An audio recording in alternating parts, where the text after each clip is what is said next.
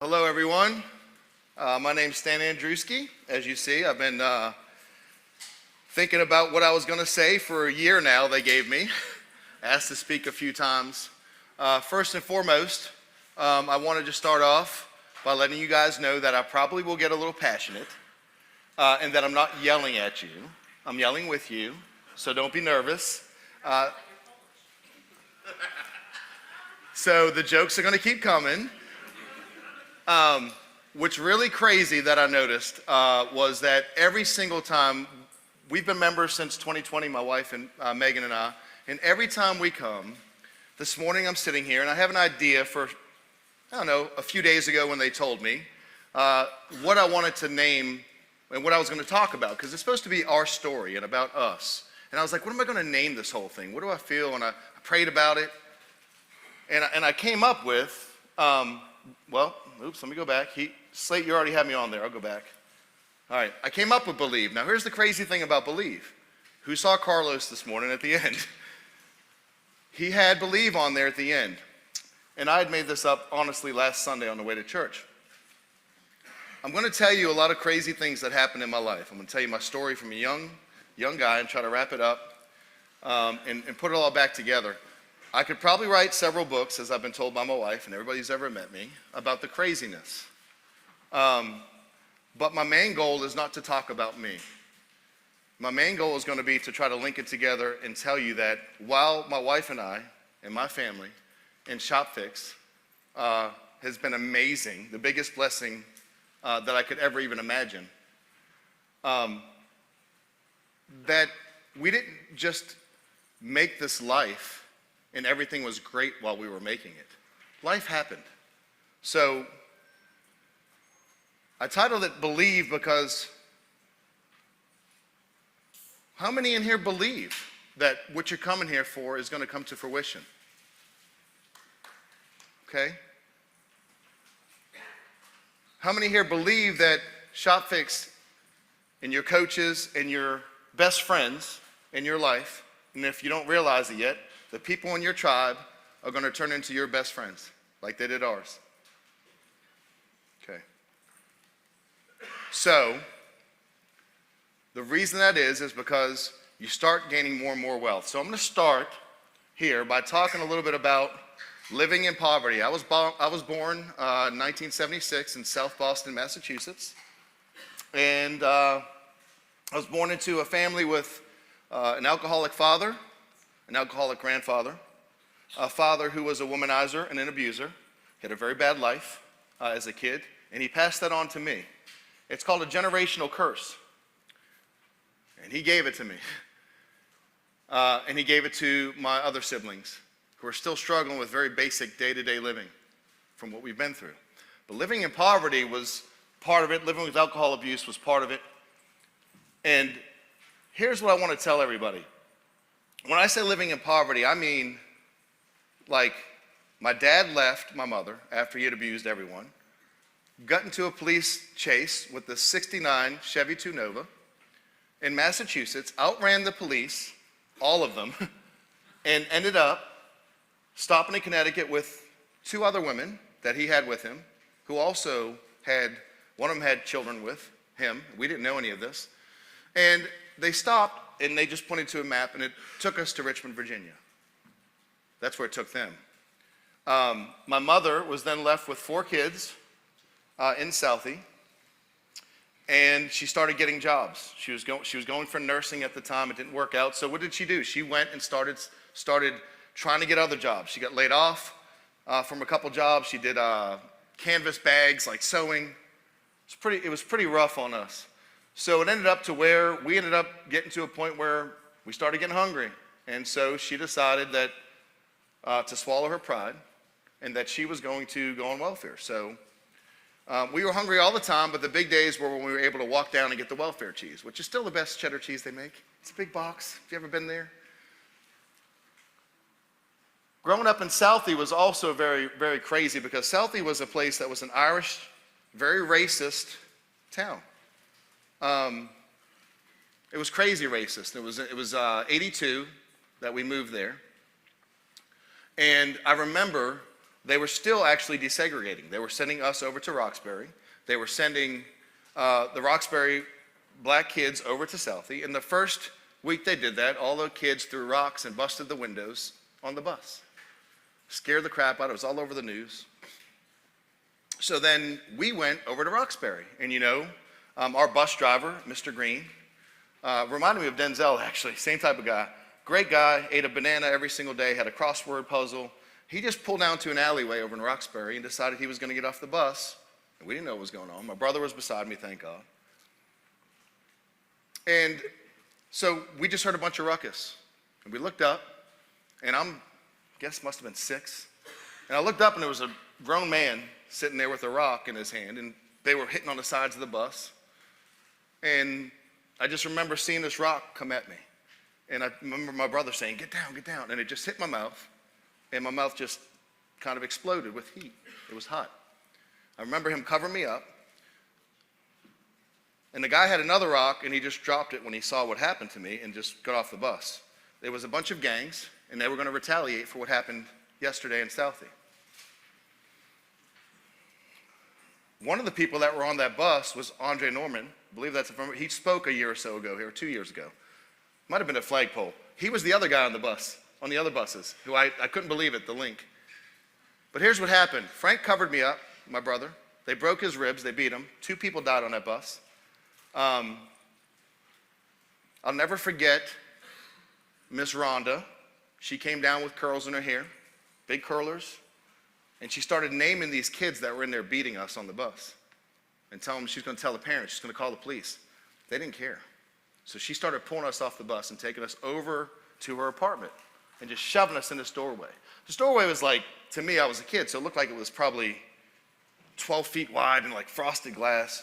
And then Harold was the security officer in that building. And Harold started pulling us in as well. Got an elevator, went upstairs, and she was like, go get this pot. My mouth was just broken.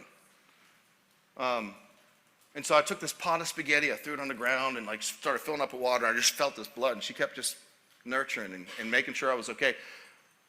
When we were downstairs, though, we were sitting there waiting for the service elevator, and they were beating and throwing rocks. I don't know how that glass didn't break. I don't know how, but I thank God, because I swear to you that we would have never made it. They wanted to kill us. This is just one part of my childhood. Don't forget I had a father who was very abusive and very hateful. There was a lot of beatings going on in my life. Why am I telling you this? It's not to make you sad. Don't feel bad for me. God's grace, I'm here. I am here, and I'm only getting warmed up. I have a lot of problems because of that I've had to overcome. This is kind of where I came from. I put the grace of God in there because I wouldn't be here. While I was running through Southie, there were fights all the time. How many have seen Good Will Hunting? Anyone? Good Will Hunting? Remember? If you haven't seen it, it's a great movie.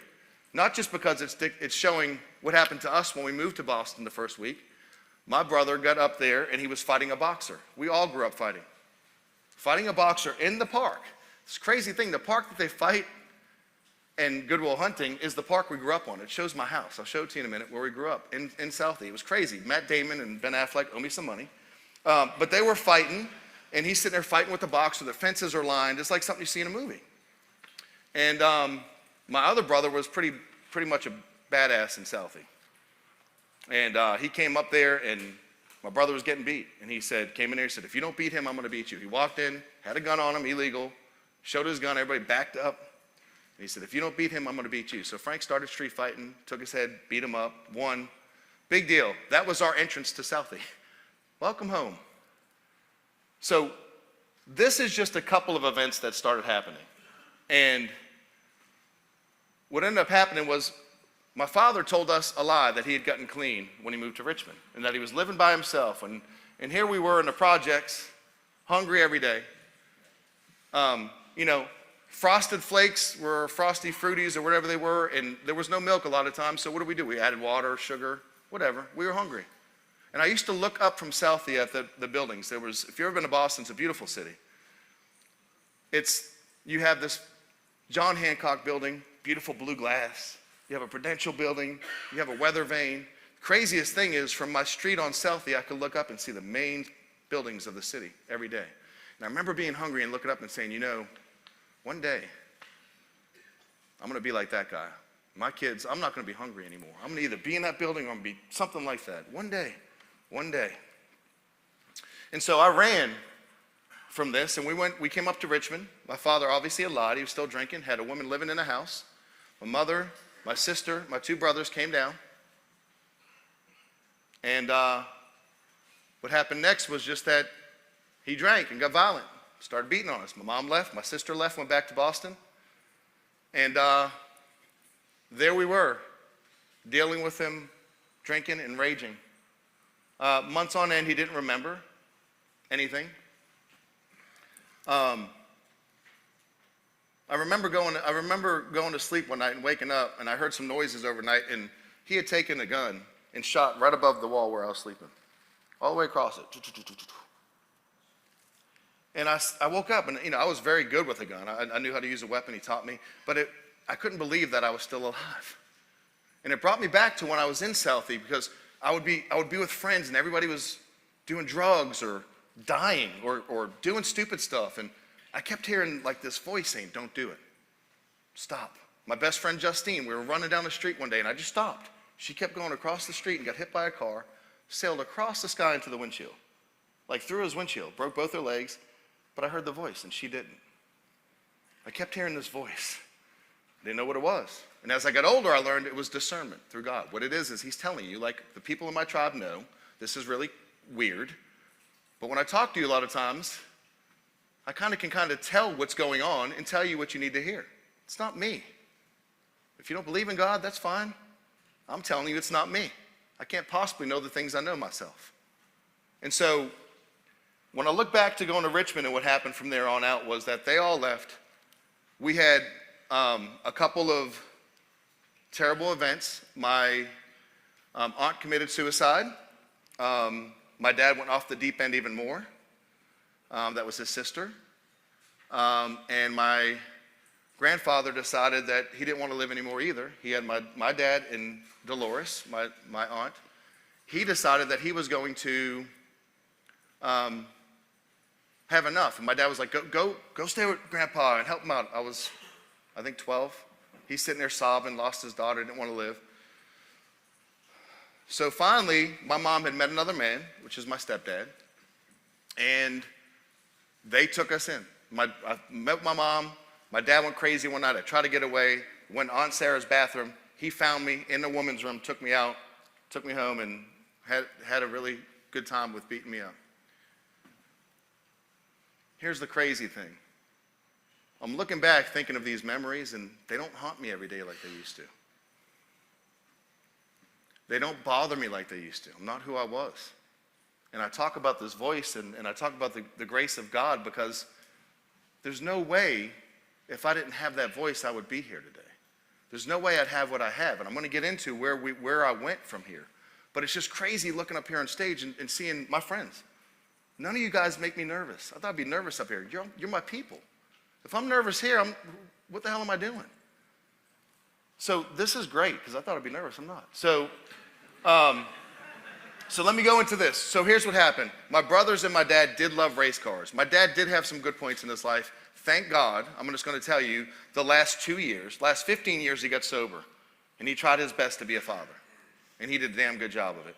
He was grumpy a little bit, but my kids never knew the grandpa. They don't know these stories. They never knew him. They didn't.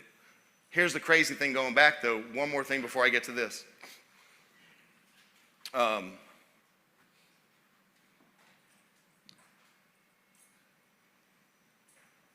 My aunt committed suicide. My grandfather and father moved to North Carolina. My dad always did teach us to respect your elders. Respect your grandfather, respect him. Well, he wasn't respecting his dad anymore. He started drinking so much, he was starting to abuse him. And they came back to Richmond, and I was going to school one morning, and I heard that there was a possible murder-suicide. I look over the hotel room. I'm driving by where they were staying, and they named my dad. So my grandfather, on the date of my aunt's death date, shot my father and killed himself. Okay? But that's okay, though, because I was in a better place. My stepdad was taking me to work every day. He was a business owner, most positive guy I ever met in my life. My mom had another child with him at 40, my sister Leanne. So I was in their house for about a year. He'd pick me up. I'd work with him. He taught me. He's like, what's your biggest struggle? I said, I want to be rich one day. I want to have some money. I can make you a millionaire by the time you're 20. No problem. I got you. You're a smart kid. Loved him. Loved Lewis.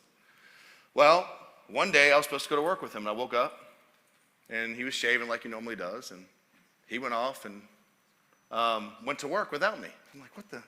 Looking out there, weren't really cell phones, you didn't. So I was like, maybe he'll be back. And I walked by 3 times the table that had a suicide letter there.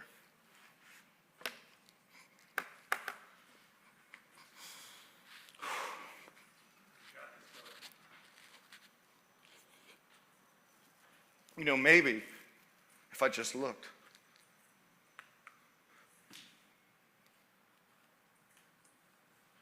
I didn't.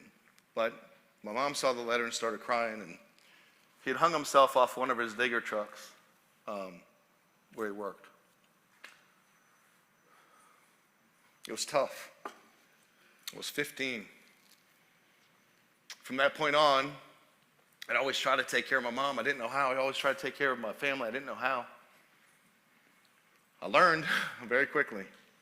From that point on, my brothers were becoming alcoholics, doing drugs, all messed up, harassing my mother, and I had to get out. So I was helping her live at the house, and I went out on my own at 16. That's what happened. Some of this is intertwined. In 95, I ended up going to school. I had to put myself through school. It wasn't normal. I was very good at basketball and fixing cars. A coach, business owner, very good at these things. So I played 9th grade basketball in 9th grade. I played JV basketball in 9th grade, and I played varsity basketball in 9th grade. So my life looked like practice at 4 a.m. for 9th grade, go take a shower, practice right before school for JV, and then after school you practiced varsity, but I can only practice varsity twice a week because I was working full time and going to school and doing my homework. And back then it was 7 periods, and then every period wanted you to do 1 hour at nighttime of homework, which was just like stupid. That's why I'm not an advocate for homework. Teach it now, no more homework. So that's heavy, guys. So now's the good stuff. In 95, I started off as kind of a C-Tech. I was pulling engines apart very young. My stepdad did leave me a Nova with a 327 in it. So I was already pulling engines apart before that in my brother's old Malibu. And so I started, my first small block rebuild was 13, right, Ryan Cerny? Not 12, 13. 13 years old. Pretty cool. Read all the hot rod books. Have a tote right now that's about 500 pounds because I never threw them away. Carcraft, Hot Rod, Super Chevy, all up in my garage. Loved them. Learned and learned and learned. Went to GM, told them I was the best tech ever, and for some reason he believed me, and he put me in there, and I got beside some really good guys. It was a team system. I didn't like it. In less than a year, I was master certified with GM. And then it was still a team system. I was turning 80 hours a week, and I was getting paid for 30. Didn't like it. So guys, I'm always a technician first. It's a huge advantage in this business. And if you're not a technician and you came in as an owner and you want to implement something for your technicians, the best thing to do is find a technician that you can get on board and have him explain to you how to implement what you're trying to implement. It's a huge advantage. So, the cool thing after that was I went to Toyota because they weren't paying enough, and Toyota paid pretty good. They had the head gasket recall and back then, and we were doing 3.0s, and all I did was live there. They paid 9 hours on warranty. It was the worst job in the world, and I did like 2 or 3 a day and on the weekends. That guy also owned Honda dealership, a Dodge dealership, a Hyundai, Nissan, Ford, BMW, Volkswagen, Audi, Mercedes. I got master certified in every brand, make, and model, plus ASC master certified. Pretty cool. And then I kept them up for a very long time. It doesn't take a lot. You don't have to work for them anymore. They tried to do it, but then all you had to do was pay to be part of it and retake the test every year. Went to Firestone, left there, went to Firestone, first independent job. kept realizing that for some reason, all these technicians sucked because all they could turn was 40 hours, and they kept getting in my way. Didn't know why. My best day at Firestone on a Sunday, nobody wanted to work Sundays. Me and my current sales lead service advisor, hired him however many years later, 20 years later, he works for us now. We turned 54 hours on a Sunday from 9 to 5. I did. He wrote them up, he sold them, I turned it. Still have the record to this day at Firestone. Our names are still up on the wall, 20 years ago. 2008, left the technician role and did Matco Tools. Woo, own your own business, great. I had my choice of Matco, Snap-on, or Mac, and I chose Matco. I had a Matco toolbox. My first Snap-on toolbox I bought. I tried to wipe the paint off and wash it down, and all the paint came off on the rag, and my Snap-on dealer said, it's not my problem. I traded in the next day. And I went really hard on Matco. Became the #1 toolbox seller. All their lithium ion, where they were beating everybody before big old bully Milwaukee came out. And they were doing very well. Good success, but I got tired of the tool bill every single week. It doesn't matter if somebody dies in your family, that tool bill, on all of them, it keeps coming, keeps coming. You don't get a day off, it keeps coming. It's very stressful. So I left Matco Tools. My last independent job was at Village Exxon, which was over by the University of Richmond. The best independent job I'd ever had. Over my career, my average per week was 154 hours a week, one bay. I never screwed one customer in my life, and they came back over and over and over again. It's the same reason. Because I'm a challenger, and I bring receipts for everything I'm going to tell you from here on out and before. If I can't do that, I cannot live with myself. So, that's who I am. Now, while we were doing that, we were doing house flipping, and I put flopping. We watched Trademark Properties on A&E and thought we were going to be rich. So we flipped our first house. It was amazing. It was in 05, when did we were flipping that while we did it, right, Megan? So, yeah, so we flipped one house, and they had the square footage wrong. So we bought it for $190, and in 30 days, bought it for $174, sold it for $290, outsold the neighborhood. So it was the biggest check I'd ever seen. I gave my partner half. I think it was $120,000 or something was the total difference we got after we paid. Cool check. Started certified auto repair because while I was doing Matco, I got to the point where I was getting tired of it. We were successful, sure, but our overhead when we started Matco, because we had a house still that we couldn't sell, the market went down the tubes. They wouldn't let us rent it. SunTrust Bank, who is now somebody else, they took all of our paperwork and tried to throw it away. We short sold our home, but they called it a foreclosure, and our credit was perfect. So I had to fight to get that back. And we did all right. We sold 2 or 3 more, ended up getting out of it. While I was doing Matco, though, one of the guys I used to work with had a shop, and I was like, man, this is really cool. Pretty cool shop. He's like, yeah, I'm getting ready to get out. I can't do it anymore. So it was a 1-bay shop with one opening with 2 bays. And we decided to buy it. We bartered. I sold him my Matco truck, like 20 grand. And like for 3 years, he had a $800 a month payment. We paid it off in about a year. Megan started off trying to help me. And then she decided to stop working as a GIS database and engineering company. And she stayed home and started homeschooling the kids around the same time. So I guess we're gluttons for punishment. So I knew that I could fix any car, and she was the smartest person that I'd ever met in my life, and we couldn't make this place go. We got more cars, things were going all right. IRS came in 2015, audited us, hammered us with no money. They should have came while we were in our careers because we had plenty, but we had none. So we went through that whole deal, got through that alive. Finally, we had too many cars, believe it or not, and Megan joined the business in 2017. We moved down to the corner. We thought we could fit a bay or 2 in it. It has currently 7 bays in it. Every time I hired an A-Tech, we either built a building or knocked down a wall, whatever it took. If I hire an A-Tech, I'm finding a place to put them, right? So we joined Drive and Growth in 2019. And guys, the best thing I ever did was bring my wife in on the business. The best thing. Because I'd get home at the end of the day and she would not understand what I'd gone through, and I wouldn't understand what she went through. I needed a break, and she needed a break from the kids. Anybody, does that resonate? It doesn't work good. And so we didn't understand any of what we do now. So driving growth in 2019, during COVID, we decided we were going to come to summer 2020 pins. The pins, I don't have a 2020 pin. So there is a summer 2020 pin for COVID. We were here. We decided to take the last little bit of money we had and go for it. And if this didn't work, our words were, we're getting out. This was our last chance. We were doing driving growth. We still couldn't make it work all the way. We had moved. So in 2020, we had Coach Lowell. And Coach Lowell is the greatest guy in the world, but he wants you to perform, and he's going to challenge you to get there. Is he not?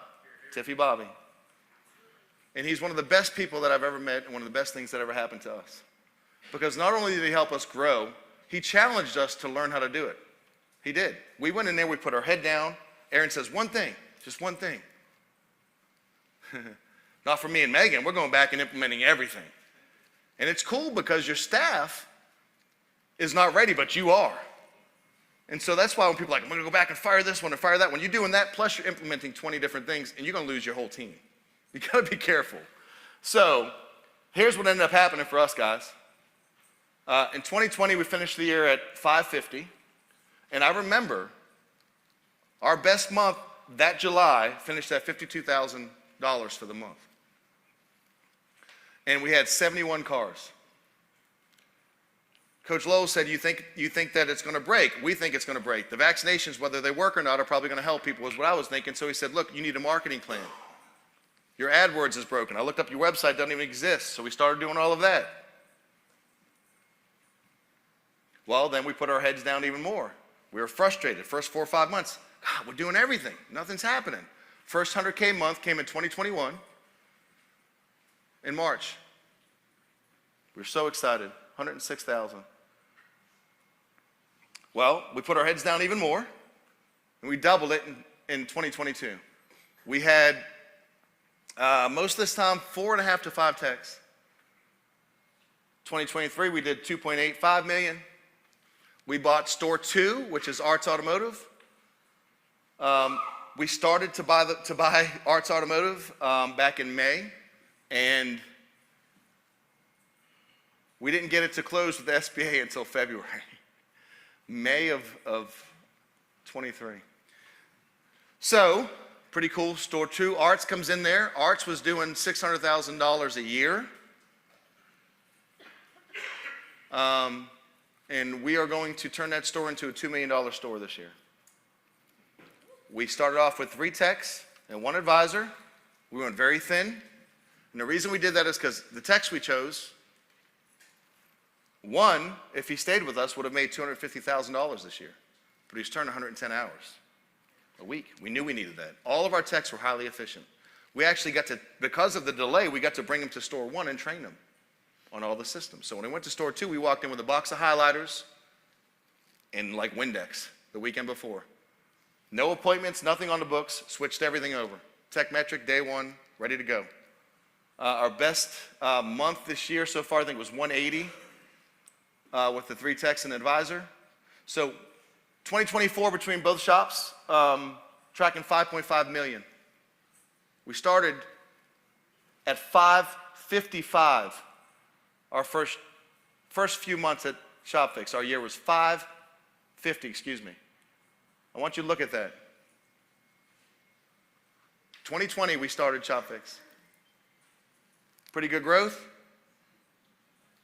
So I tell you about my childhood, and my question is, why do I tell you about my childhood? I tell you about that because this is the main thing. I don't want to talk about myself. I just want to tell you where I came from. Why do I want to tell you? Because there's more than I've even told you. That's even worse than this. But I want to let you know we didn't build this, and my life wasn't great to do this. While we're doing this, while we're going through this, our son, who used to throw at 94 miles an hour in baseball at 15, decided he just wanted to not play baseball anymore. He was tired of it. He wanted to go home and just chill, skateboard with his friends. Well, he started smoking weed. That's all we ever knew of. We disciplined him, told him what acceptable. And then there was that year that we came home on New Year's because Megan and my daughter Caroline was 16 at the time. She was 15 actually, but 15, practicing for her learners or for her license. They were driving and something told my daughter to turn around. I was getting my hair cut and I get a phone call, Dad, Kobe's not moving. I said, well, smack him, wake him up. He's sleeping, he won't get up. And I hear Megan in the background crying, and Kobe, wake up. And it's a sound, I'll tell you, when you moms know, you can imagine your son looking like he's in a coffin sitting on the floor, not moving, unresponsive. You guys probably hear a lot about fentanyl out there, right? And how it's coming across the border and all this stuff. It needs to stop. Fentanyl, and you take this cap of this water, it's enough to kill everybody in this room. It does not need to exist, and we can stop it. All we ever knew was he smoked weed. So, thank God for the miracle drug, which is called Narcan. I drive around with it, I carry it with me everywhere I go. Narcan saved his life, and so did my daughter, because the crazy thing is, during COVID, she wanted to be a lifeguard. And don't you know, nobody was doing lifeguard certifications because couldn't touch anybody or anything, but one place was. So she learned how to do CPR. I found out that my Denali can do 140 miles an hour, and I passed emergency services when I got the phone call. And I got there before they did, and I got to see my son on the floor dead. Except he wasn't, because Caroline was over there just, 100 pounds of her.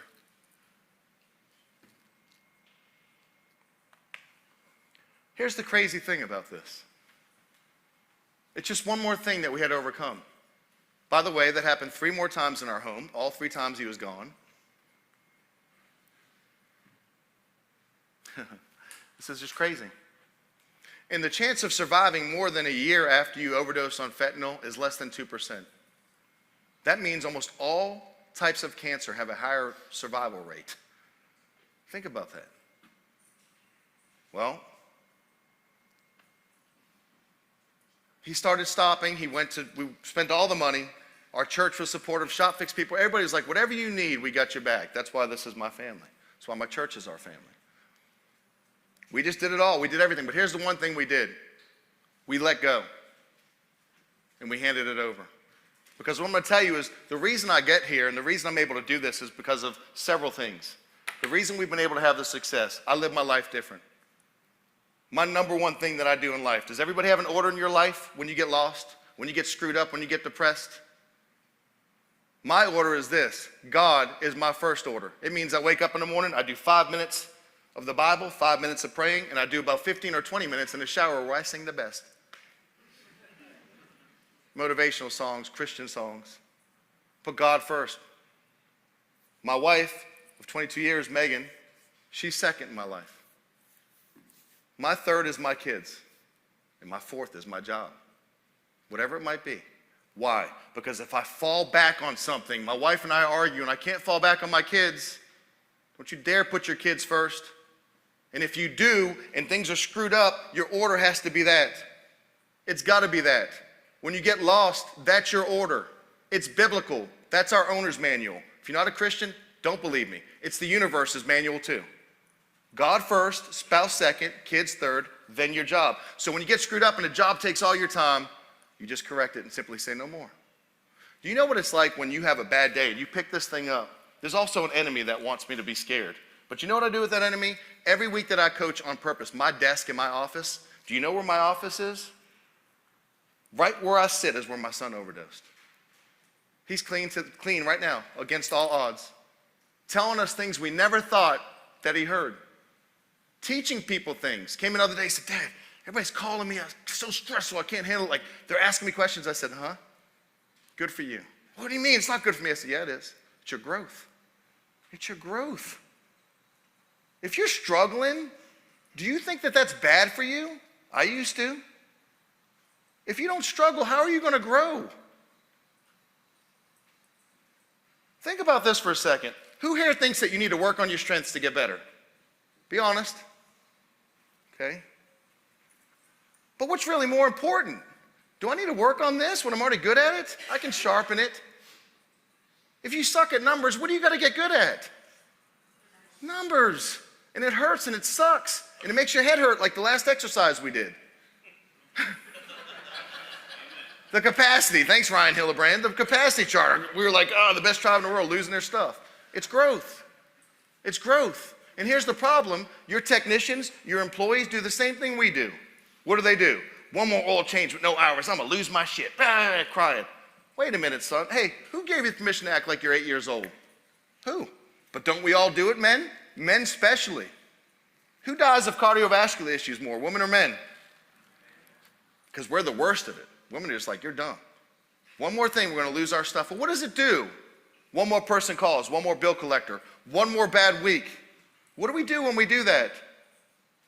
We put limits on ourselves. We give ourselves permission to not go past here. Why? Why do we do it? We don't know any better. We were never taught differently. I'm teaching you different. Stop putting limits on yourself. When you do it, adrenaline, cortisol, stuff that kills you goes out of your body. And here's the best thing. When you stop setting limits on yourself, you start becoming more disciplined. You know what happens when you start becoming more disciplined? Guess what happens to your employees? Your spouse, your kids. They look at you a little bit different. You're not the guy that throws a wrench across there anymore. You're not the guy cussing up a storm. You're the disciplined guy. Tony Dungy, when his son got killed, was like coaching the AFC Championship the next day, never know it. Michael Jordan, father got killed, scored 60 points 2 days later. I want to be like that. So I stopped putting limits on myself. You got to stop. You've got to stop. And when you do that, here's what happens. Everybody's like, how do I get results? How do I get results from my employees? They won't listen. I've tried. Here's how. Be more disciplined. What do you mean? Well, if you're more disciplined, all of a sudden, the ones who don't respect you, when you're more disciplined and they see it, you know what starts happening? You have influence over what they do. They respect you more. Every single time. Guys, it's not that complicated. It seems like it. By the way, all of our technicians are all A-level techs. Thanks to Jack Getz, who challenged me the first time I met him. Why are you even doing anything else? Just get A-techs. Some of you guys have seen my breakout sessions on A-techs and how to get them. You guys have written me since April, 125 technicians, A-level techs you guys have hired off of that. I don't know what our vendors can do compared to that. I doubt they can do that. A-level technicians. And anybody else who's used that, I want to know so I can keep track of how many technicians you're hiring. But it's not just the job to hire them, right? When they come to you and they say, boss, I can't do anymore, you've got to do the same thing to them. It's our job. Technicians have been lied to their entire lives. Most of us who were technicians have been lied to. Teach them. So when you put limitations on yourself, when you finally learn to get them out, you can do things better than you ever dreamt. I'm promising you, I am here to tell you. This kid who got beaten, who shouldn't even be up here talking, massive ADD that I've overcome most of. I wouldn't be alive without my wife. Would not be here. I challenge everything on Enneagram. Anybody know what a challenger is? That's me. Everything. Politics, don't get an argument. Don't talk to me about politics. Don't want to hear it. You're stupid if you don't get what's going on in this election. That's how I am. I have grace now. I don't have that argument because it's more important for me to change somebody's life than it is to talk about Trump and Kamala. I could care less. I know who I think should win. I know who will do better. Have your own opinion if you want. I'll bring receipts as to why. You don't want to debate that. But at the same token, doesn't mean you're stupid if you have a different opinion. I've learned that. There's so much growth, guys, that there's not even enough time for the whole day to go through. But I promise, these are mistakes that we make. If you become more disciplined and your people see it, the next thing that happens is they respect you. They can't help but it, by the way. It's not they have to do it first. It's I'm going to do it first because leaders do what? They do it first. So I'm going to do it first. And I'm going to teach my people how to be a leader. Because bosses and true professional owners don't run around and put fires out.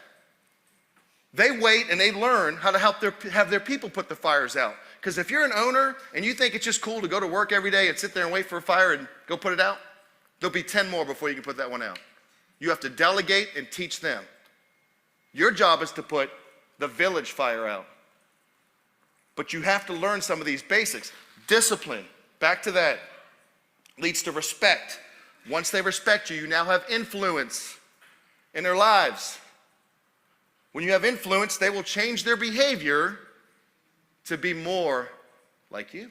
They've never met anybody who can overcome things like this. Never even heard about it. But you're going to prove to them that the guy you used to be or the girl you used to be, you're no longer that person through discipline.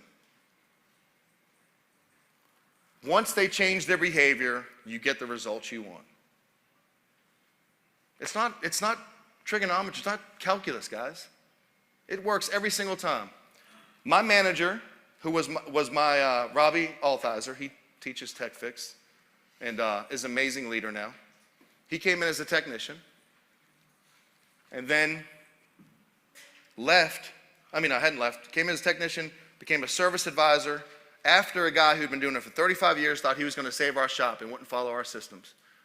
We fired that man, and our manager came in and had $100,000, best net we ever had to that point, gain over the month before. Never rode service in his life. He bought into Shop Fix more than we did. Couldn't be more proud of him. But he's seen my discipline. He's seen the guy that would throw a stapler around a couple years ago over nothing. He saw me lose it. And then he's seen this guy that he don't understand, neither do I, but his wife don't understand him. His kids don't understand what the hell he's doing. The workers can't believe who he is. Guys, I have a radio show. I broadcast to 1 million people a weekend talking about car repair and how the maintenance is BS from the factory in the maintenance guide. Coach Lowell taught me that too. It's not by engineers anymore. There's so much knowledge you got to learn, but you are the professionals. ASE is not the professionals, not even Tech Fix is really good. Sales Fix, they're professionals. Why? Because they're leading the field and teaching you how to be better. These numbers don't come from somebody who wasn't driven or somebody who doesn't know what they're doing. These numbers come from something that's just more amazing than me. And I really believe that's God. I can't tell you. And I talk about believe at the beginning of this, but I can't tell you how many times I have seen this happen. We'll be coaching in a group. Coach Lowe will teach on something. Aaron will come up here and just blip, blip, blip like nothing. And to you guys, it looks like it's all meant to be. You know how many times that these themes end up following each other and they're never talked about? Every single conference I'm at. If that's not divine, I don't know what is. Carlos talked about this morning how we are the most blessed people in the world because most people don't even understand that Shop Fix is here. Guys, we're doing $5.5 million 4 years after we joined this place. And I was a technician my whole life. Think about that. Our best month was $55,000. Our best week was $96,000 at one shop. Both of them are well past that. 530,000 was our best month back in July. So this was my house.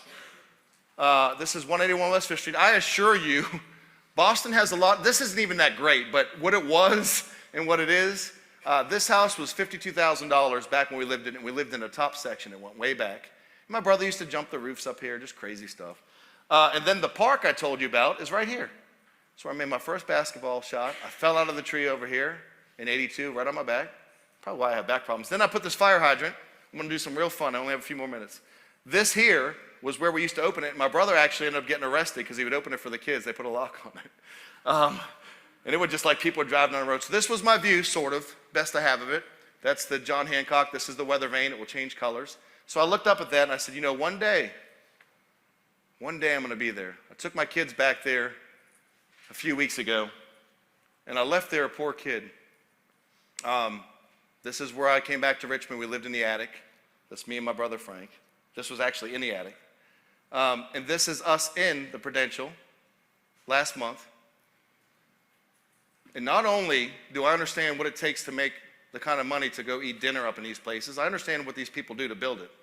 I understand things that I never thought were possible. Oh, wow, that's a... Anyway, they don't look so good. This is my wife, Megan, my daughter, Caroline, who is now 19, my son, Trevor, who's going to take over, and me. Kobe is in here in the next one. This is us on the Prudential. Southeast back here where I grew up. Pretty cool. And this is our, like a year ago, Christmas picture. This is Kobe. Kobe now just got his first apartment with his girlfriend. Still arguing. Right before we came here, got a big argument. Thought it was going to, it's the end of the world. They're going to end it. Had to have some big talks with him. We celebrated completely clean from everything 2 weeks ago for a year. Been longer than that on fentanyl, I hope.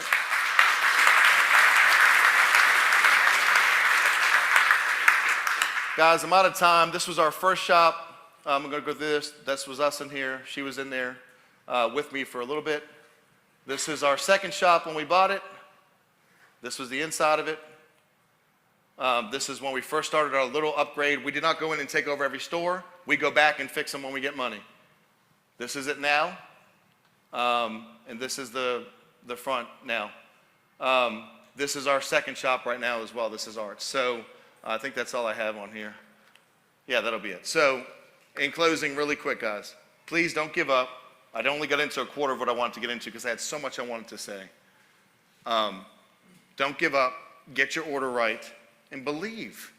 Just believe. Most valuable thing you have, Greg Sands told me this, is this. You know what this is? This is time. It might be this much left. Might be this much. None of us know. All of us think we have this much, don't we? We don't. You better get it today, and I'm sitting here as an example that you can. As an example. And if I can do it, anybody here can do it. It was screwed up life. Screwed up. I shouldn't be here. But I had that voice that kept saying, believe. Don't do this. Go there. Go there. And I had people in my life to help me. And this right here is the biggest blessing ever, is finding Shop Fix Academy. If I never found here, if I never found this, my wife found it in the Ratchet and Wrench magazine, saw an article from Aaron. If I never found it, I would not be here. Hands down. Do not give up. Keep fighting. And remember, again, you don't have but so much time. Don't waste it. Why would you waste it? This is just one example of what I had up there. 5.5. You think we're stopping at 5.5 million? I don't even have a goal is what we'll do because this far exceeded anything I've ever thought possible. Ever. I'm at a level, I didn't think was, my whole life wasn't possible till a few years ago. Do you guys want to do that? What's keeping you back? What is holding you back? It's us. It's a decision. You're not efficient at making decisions enough yet, and you're not disciplined enough. That is it. That is it. That is all that is waiting for you to have more success and more happiness than you could ever imagine, and we're all here to pick each other up, right? All right, thank y'all. That's all I got.